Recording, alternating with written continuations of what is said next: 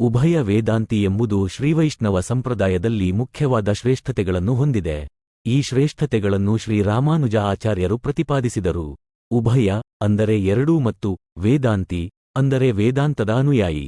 ಇಲ್ಲಿ ಉಭಯ ಎಂಬ ಶಬ್ದವು ತಮಿಳು ದ್ರಾವಿಡ ವೇದಗಳಾದ 4000 ದಿವ್ಯ ಪ್ರಬಂಧಗಳು ಮತ್ತು ಸಂಸ್ಕೃತ ವೇದಗಳಾದ ವೇದಗಳು ಮತ್ತು ಉಪನಿಷತ್ತುಗಳನ್ನು ಸೂಚಿಸುತ್ತದೆ.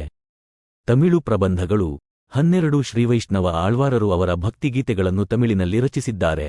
ಇವರ 4000 ದಿವ್ಯ ಪ್ರಬಂಧಗಳನ್ನು ನಾಲಾಯಿರ ದಿವ್ಯ ಪ್ರಬಂಧಂ ಎಂದು ಕರೆಯುತ್ತಾರೆ. ಸಂಸ್ಕೃತ ವೇದಗಳು ಮತ್ತು ಉಪನಿಷತ್ತುಗಳು.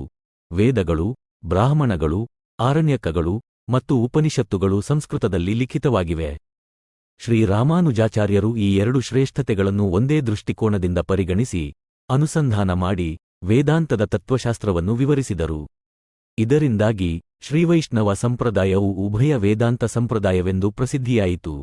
ಪರಮ ಪೂಜ್ಯ ಶ್ರೀ ಶ್ರೀ ಶ್ರೀ ಯದುಗಿರಿ ಯತಿರಾಜ ರಾಮಾನುಜಜೀಯರವರ ದಿವ್ಯ ಆಶೀರ್ವಾದದಿಂದ ಜರುಗಲಿರುವ ಈ ಎಲ್ಲಾ ಕಾರ್ಯಕ್ರಮಗಳಲ್ಲಿ ಶ್ರೀ ವೈಷ್ಣವ ಬಂಧುಗಳು ತಮ್ಮನ್ನು ತೊಡಗಿಸಿಕೊಳ್ಳುವ ಮೂಲಕ ಭಗವಂತನ ಹಾಗೂ ಗುರುಗಳ ಕೃಪಾಶೀರ್ವಾದ ಪಡೆಯುವುದರೊಂದಿಗೆ ಶ್ರೀ ವೈಷ್ಣವ ಜನ್ಮದ ಉದ್ದೇಶವನ್ನು ಸಾಕಾರಗೊಳಿಸಿಕೊಳ್ಳಬೇಕಾಗಿ ವಿನಂತಿ. ಸರ್ವಂ ಶ್ರೀ ಕೃಷ್ಣಾರ್ಪಣಮಸ್ತು.